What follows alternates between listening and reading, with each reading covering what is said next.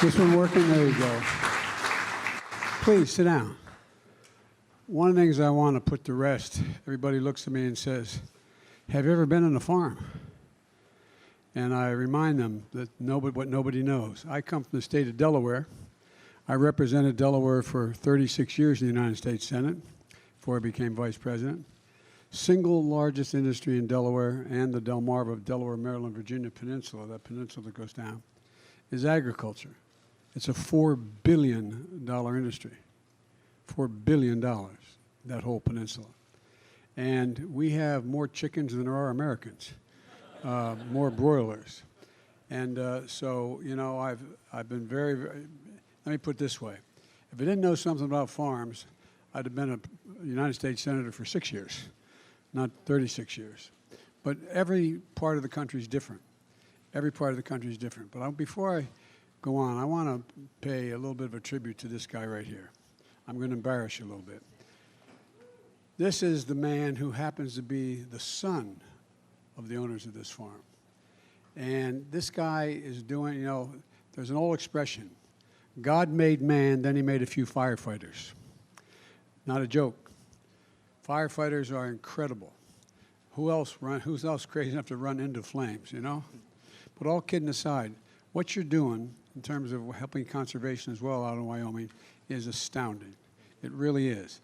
I've been to, I don't want to make you stand, I'm sorry. But the whole point of my raising this is, and we're not going to be able to talk much about it today, but conservation is also pretty darn important, and climate is pretty important. I've been to every major fire but 2 this year because FEMA is working again. We show up. We don't wait. We don't have to wonder. Governors only have to call me once. And here's the deal. More timber, more land, more buildings, more territory has been burned to the ground this year than an entire state of New Jersey, from New York all the way down to Virginia, the entire state of New Jersey. And so what this young man does and is amazing, what they do, and it relates to lack of water in most of the places. I've flown over those reservoirs that were 200 feet deep that are now 2 inches deep, literally, not figuratively. So one of these days I want to come back and talk to you all about conservation as well and the climate. But thank you for what you're doing, man. I really mean it. Thank you.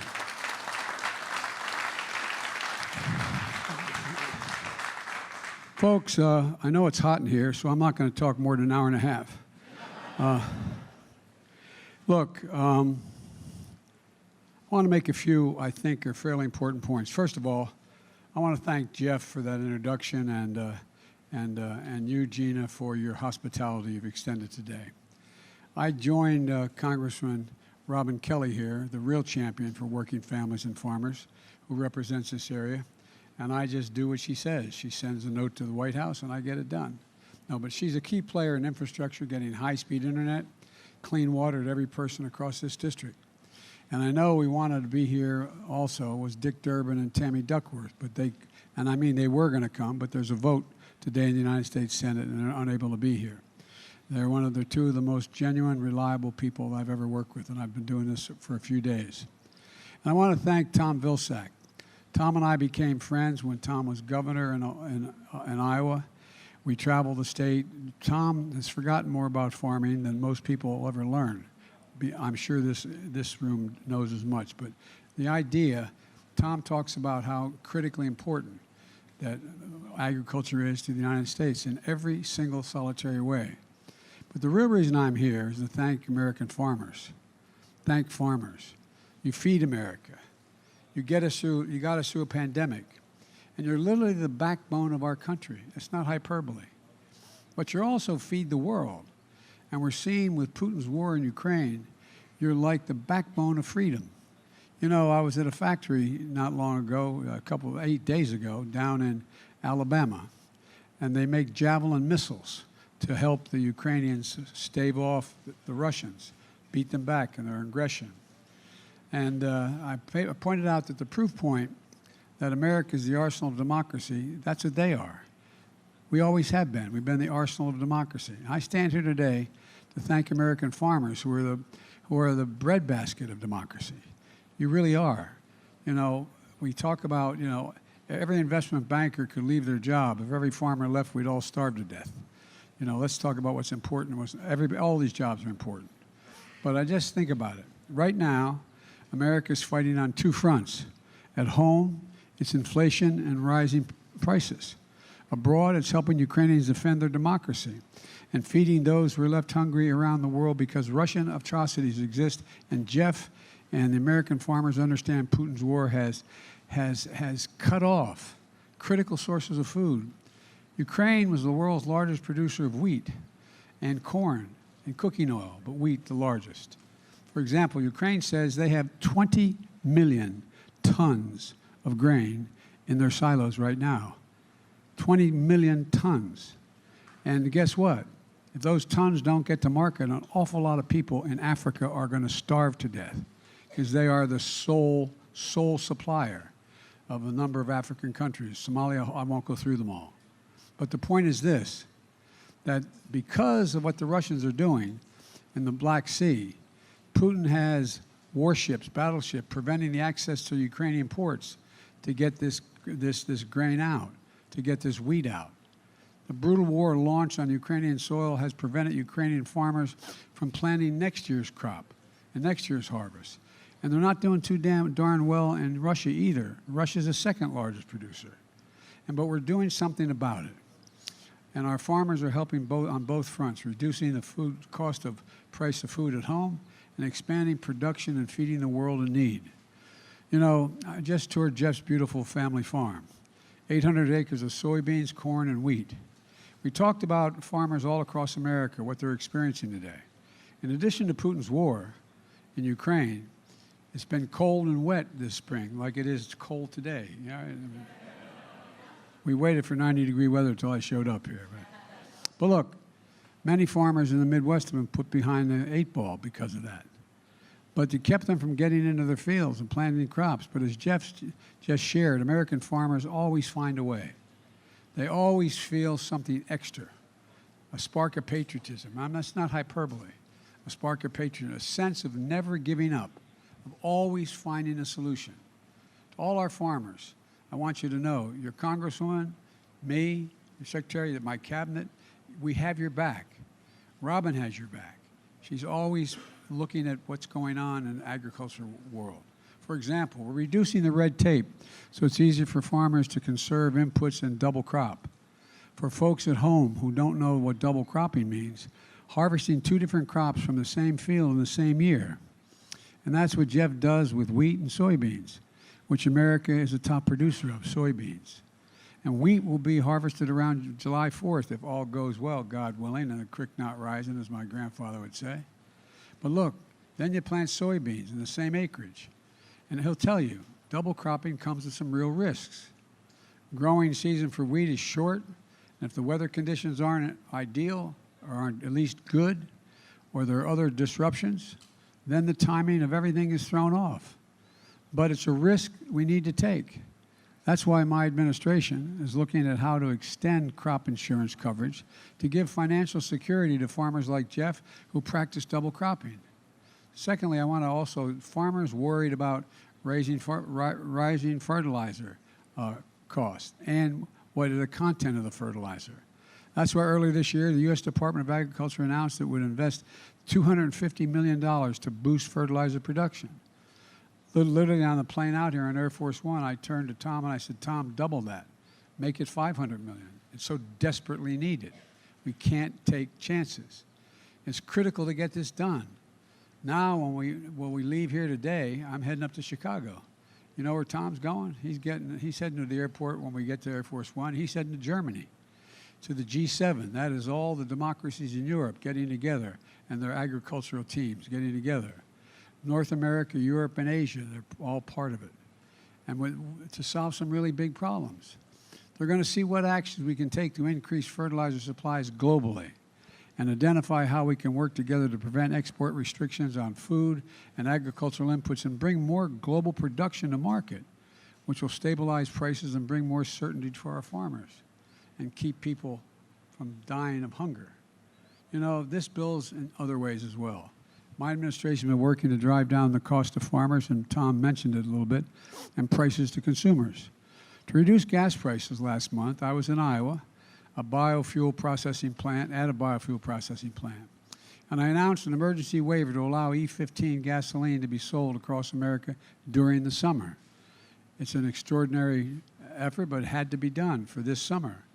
E15 uses more ethanol on crops grown here in Illinois and elsewhere around the country, and it can reduce the cost of a gallon of gasoline at the pump by 10 cents per gallon.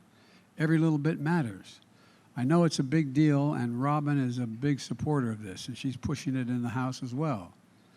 Only 4 big companies, by the way, control more than half the markets for beef, pork, and poultry. Without meaningful competition, our farmers and ranchers have to pay whatever the 4 big retailers say they'll pay for their chickens, their hogs, and their cattle. These big companies can use their position as middlemen to overcharge grocery stores and ultimately families. Just consider this. 50 years ago, ranchers got over 60 cents on every dollar spent to produce the beef they raise. Today, they get 39 cents. 50 years ago, hog farmers got 40 to 60 cents for each dollar the family spent raising that hog. Today, it's about 19 cents. And as the big companies made massive profits, the prices you see at the grocery stores have gone up, and the prices farmers receive has gone down. This reflects a market distorted by the lack of competition.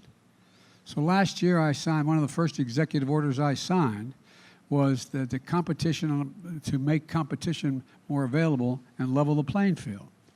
And though through the American Rescue Plan, we're investing about $1 billion to help smaller meat processors expand their capacity, give farmers, ranchers, and consumers more options, and at better prices.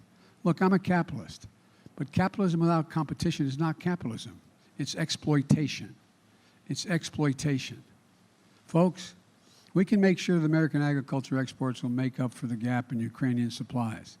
In fact, during my first year in office, American agriculture exports shattered all previous records. $177 billion last year alone. I remind people, my predecessor did not come close. By traveling in our, we have to keep investing in our farmers to reduce the cost, to reduce prices to consumers, and have the most productive, most efficient farmers in the world here in the United States. We've always combined generations of know-how with cutting-edge technology to feed us and the world. And I'm going to keep fighting for family farmers like Jeff so they can do what they do best. I hope Congress is going to join me. I know Robin's going to fight like hell to have it happen, and working hard to invest in farmers like Jeff and feed America and the world. That's what we have to do. Let me close with this. Look at the family farms like this one as a reminder of the bounty, beauty, and generosity of this nation. I know this, and you're tired of hearing me say this for the last 2 years. It's never, ever, I was in the Tibetan Plateau with Xi Jinping. I traveled with him and spent more time with him than any other world leader has in China. And he said, he was talking about why America's a diminishing power. And I said, Mr. President, it's never been a good bet to bet against the American people. No one's ever won betting against the American people. And I said, and by the way, you asked, he went on, he said, can you define America for me? Just me and a translator, and him and a translator, simultaneous translation. By the way, I turned all my notes over to the State Department. It matters. But, what happened was, he said, can you define America for me? And this is God's truth because it's been quoted 1,000 times now. I said, yes, one word, possibilities. We're the only nation in the world